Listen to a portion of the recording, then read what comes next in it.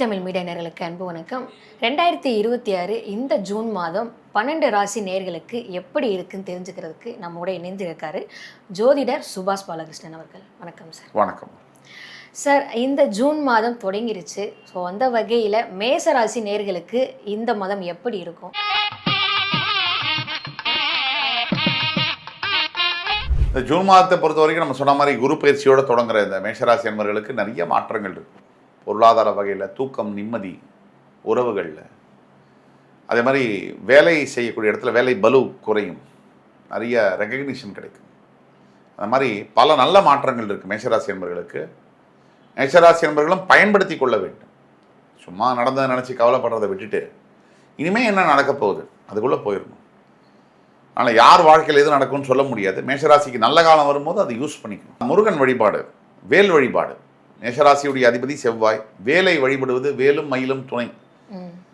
கண்டிப்பாக முருக வழிபாடு என்பது காலையில் ஸ்கந்த சஷ்டி கவசம், சாயங்காலம் ஸ்கந்த குரு கவசம், இதெல்லாம் படிப்பது மேஷராசி என்பவர்களுக்கு நல்ல ஒரு பலனை தரும். ரிஷபராசி நேயர்களுக்கு எப்படி இருக்கும் இந்த மாதம்?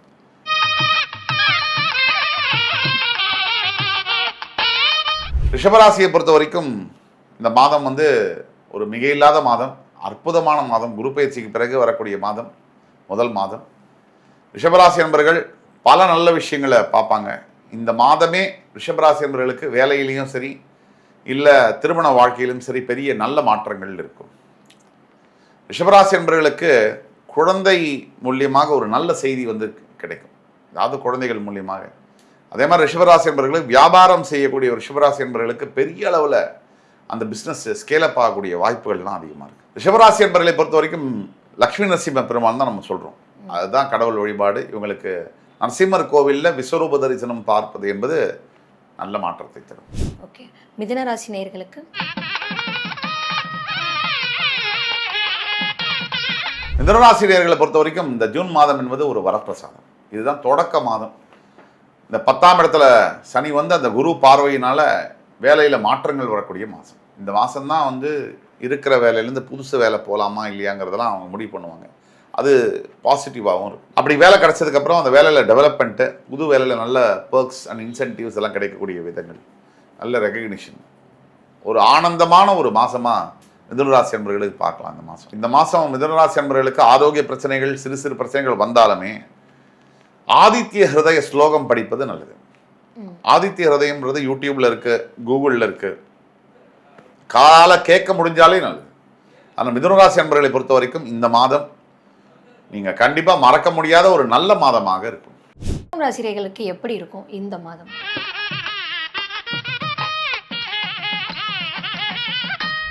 கடகராசி என்பவர்களுக்கு சூப்பராக இருக்குது இந்த மாதம். தொடக்கத்திலேருந்தே நல்ல கிரக அமைப்புகள், கோச்சார ரீதியாக கடகராசி என்பவர்களுக்கு வெற்றியை தரக்கூடிய ஒரு மாதம்.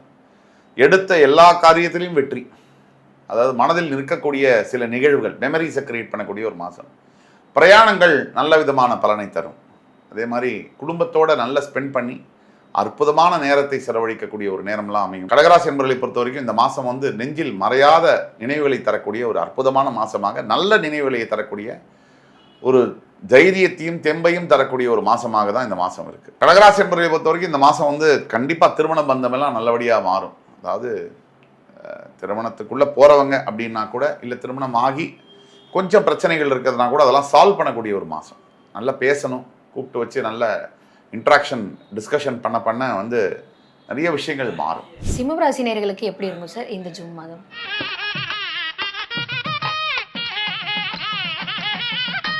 சிம்மராசியை பொறுத்த வரைக்கும் இந்த மாதமானது ஒரு அற்புதமான மாதம். சிம்மராசிக்கு ரிலீஃப், மனபாரம் விலகக்கூடிய ஒரு மாதம். இது நாள் வரைக்கும் ஒரு 1.25 வருஷமாக சிம்மராசி என்பவர்கள் பட்ட அவஸ்தை என்பது வார்த்தையில் அடங்காது. அதுலேருந்து வெளியில் கொஞ்சம் ஓரளவுக்கு நிம்மதியும் பெருமூச்சும் விடக்கூடிய ஒரு மாதம். சிம்மராசி என்பவர்கள் ஒட்டுமொத்தமாக ஒரு நல்ல விஷயங்களை நோக்கி பயணிக்கக்கூடிய, தொடங்கக்கூடிய ஒரு நேரமாக இந்த மாதம் அமைகிறது. சிம்மராசி என்பவர்கள் பயப்பட வேண்டாம், கடவுள் உங்கள் பக்கம். சிம்மராசி என்பவர்களுக்கான பரிகாரம் என்பது கண்டிப்பாக நீங்கள் ஈஸ்வர பெருமான் தான். நீங்கள் சிவனை முடிச்சுக்கணும். பழைய சிவன் கோவில்களை தேடி கண்டுபிடிச்சு அங்கே போய் அவருக்கு அபிஷேகம் செய்வது, ஆராதனை செய்வது தான் உங்களுக்கு நல்ல பலனை தெரியும். சிவனுக்கு அபிஷேகம் செய்ய இந்த மாதம் உகந்த மாதம் உங்களுக்கு இப்போ சிம்மராசி என்பவர்களுக்கு துர்க்கை அம்பாளை வழிபடுவதும் மிகச்சிறந்த ஒரு பலனை தரும். கன்னிராசி நேயர்களுக்கு எப்படி இருக்கும் சார்?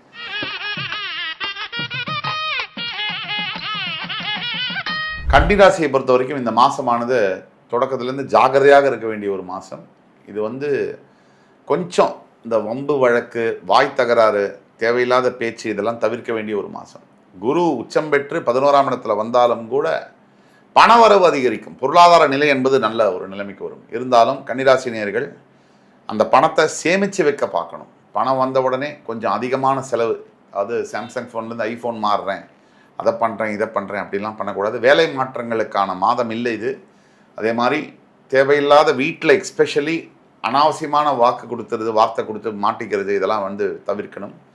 நட்பு விவகாரத்தில் கன்னிராசினியர்கள் ரொம்ப ஜாக்கிரதையாக இருக்க வேண்டிய ஒரு மாதம் இது. கன்னிராசினியர்களை பொறுத்த வரைக்கும் கண்டிப்பாக மகாவிஷ்ணுவை வழிபடுவது தான் அவங்களுக்கு நல்லது. ஹயக்ரீவர் ஸ்தோத்திரம் அப்படின்னு இருக்குது, அஷ்டோத்திரம்னு இருக்குது. அந்த ஹயக்ரீவரோட ஸ்லோகங்களை படிக்கிறதும் இது பண்ணுறதும் கன்னிராசினியர்களுக்கு ரொம்ப நல்ல பலனை தரும். துலாம் ராசியர்களுக்கு இந்த மாதம் எப்படி இருக்கும்?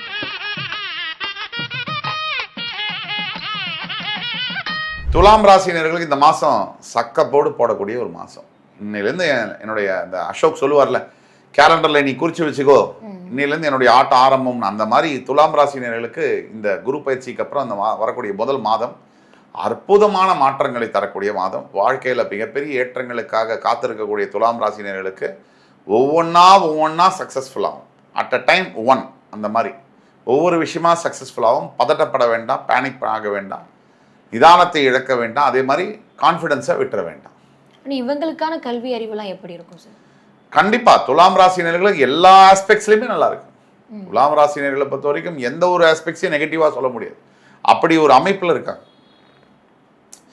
பிறந்த ஜாதகத்துல தனிப்பட்ட முறையில சரியா இல்லாத அந்த தன்மை இருக்கிற அந்த தவிர பொது அடிப்படையில் கோச்சார ரீதியா சூப்பரா இருக்கு. துலாம் ராசினியர்களை பொறுத்த வரைக்கும் கண்டிப்பா இந்த ஈஸ்வரன்லேயே கால பைரவ சுவாமின்னு கேள்விப்பட்டிருப்பீங்க. கால பைரவரை வழிபடுவது ரொம்ப நல்லது. அதே மாதிரி நமக்கு அறிஞ்ச தெரு நாய்களுக்கு உணவு மற்றும் நீர் கொடுப்பது, முக்கியமாக பறவைகளுக்கு நீர் கொடுப்பது, இந்த மாதிரியான விஷயங்கள் உங்களுக்கு மிகச்சிறந்த பரிகாரமாக இருக்கு.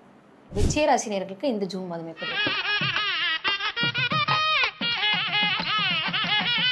விருச்சிகத்துக்கு நம்ம பலன் சொல்ல முடியுமா? அவங்களே நமக்கு பலன் சொல்லிடுவாங்க. விருச்சிக ராசினியர்களுக்கு இந்த மாதம் தொடக்கம், அதாவது என்னுடைய வெற்றியினுடைய முதல் பக்கம் அப்படிங்கிற மாதிரி இருக்கு. விருச்சிக ராசினியர்கள் விஸ்வரூபம் எடுக்க போகிறார்கள். அதற்குண்டான அஸ்திவாரத்தை இந்த மாதம் போட தொடங்குவார்கள்.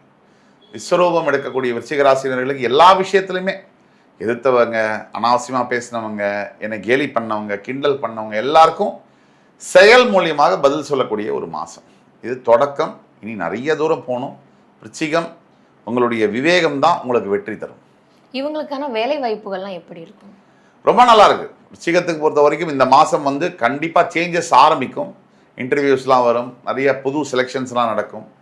அதனால் ஃப்யூச்சரில் நல்ல ப்ராஸ்பெக்டிவாக இருக்கக்கூடிய ஒரு ராசியில் விருச்சிகம் 1-2 இடத்துல வருது. அதனால் விருச்சிகத்தை பற்றி கவலையே பட வேண்டும். விருச்சிகத்துக்கான கடவுள் வழிபாடு என்பது சிம்பிள், முருகன் வழிபாடு தான். முருகன் விருச்சிக ராசி முருகப்பெருமானை வழிபட வேண்டும். விருச்சிக ராசிக்கான பரிகாரம் என்பது கண்டிப்பாக நீங்கள் ஏழை மக்களுக்கு, அதாவது உணவளிப்பது, அன்னதானம் செய்வது மிகச்சிறந்த ஒரு மாற்றத்தை உங்கள் வாழ்க்கையில் ஏற்படுத்தும். தனுசு ராசினியர்களுக்கு எப்படி இருக்கும் சார் ஜூன் மாதம்? தனுசு ராசினியர்களை பொறுத்த வரைக்கும் பொறுத்தார் பூமி ஆழ்வார், இதுதான் இன்னைக்கு உங்களுக்கு இந்த மாதம் சொல்லிக் கொடுக்க வேண்டிய பாடம். எப்பவுமே இந்த பாடம் தான் இந்த மாதம் இன்னும் அழுத்தமாக சொல்லக்கூடிய ஒரு பாடம். நீங்கள் யாரை நம்புறீங்களோ அவங்க உங்களை ஏமாற்ற போகிறாங்க, யாரை தப்பாக நினைக்கிறீங்களோ அவங்க தான் உங்களுக்கு நம்பிக்கையானவர்கள். அதனால் நீங்கள் ஜாக்கிரதையாக அணுக வேண்டும். நண்பர்கள் யார், விரோதி யார், எதிரி யார், உங்களுக்கு இன்னும் அந்த மெச்சூரிட்டி வரல. அதனால் நீங்கள் நிதானத்தோட உங்களுடைய தாய், தந்தை, பெற்றோர், அந்த மாதிரி கணவன், மனைவி இவங்களை கேட்டு செயல்படுறது நல்லது. தனுசு ராசியை பொறுத்த வரைக்கும் காளஹஸ்தி கோயிலுக்கு போயிட்டு வருவது ரொம்ப நல்லது. அதே மாதிரி உங்களுடைய குலதெய்வ வழிபாடு என்பது உங்களுக்கு நல்ல பலனை தரும். மகர ராசினியர்களுக்கு எப்படி இருக்கும்?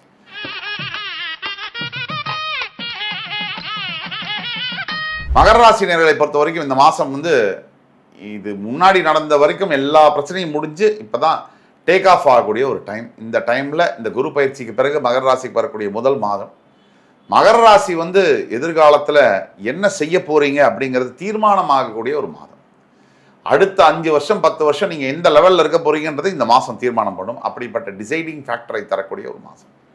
மகர ராசிக்கு இனிமேல் எல்லாமே நல்லது தான். இனிமேல் கெட்டதுங்கிறது ஒன்றுமே இல்லை, நல்லதே நடக்கும். இனிமேல் எல்லாமே உங்களுக்கு வெற்றி தான். தோக்கவே நீங்கள் முடியாது, ஜெயிக்க மட்டும்தான் முடியும். கடவுள் வழிபாடு மகர ராசி என்பவர்களை பொறுத்த வரைக்கும் கண்டிப்பாக துர்க்கை அம்மனை வழிபடுவதும், அதே மாதிரி கிருஷ்ணர் அவரை வழிபடுவதும் நல்ல ஒரு பரிகாரத்தை தரும். அதே மாதிரி மகர ராசியை பொறுத்த வரைக்கும் சாயங்காலம் சந்தி காலத்துக்கு பிறகு நீங்கள் வந்து மகாவிஷ்ணு பூஜை செய்வது என்பது உங்களுக்கு நல்ல ஒரு மாற்றத்தை தரும். கும்பம் ராசி நேயர்களுக்கு எப்படி இருக்கு?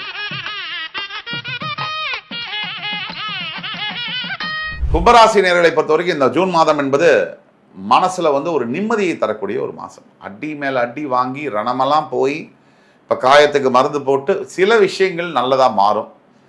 இது முன்னாடி வந்து இப்போ நீங்கள் வந்து யாருக்காவது கடன் கொடுத்துருக்கீங்க, இல்லை பணம் வரவே இல்லை உங்களுக்கு, அந்த மாதிரியான விஷயங்கள் பணம் திருப்பி வரும்.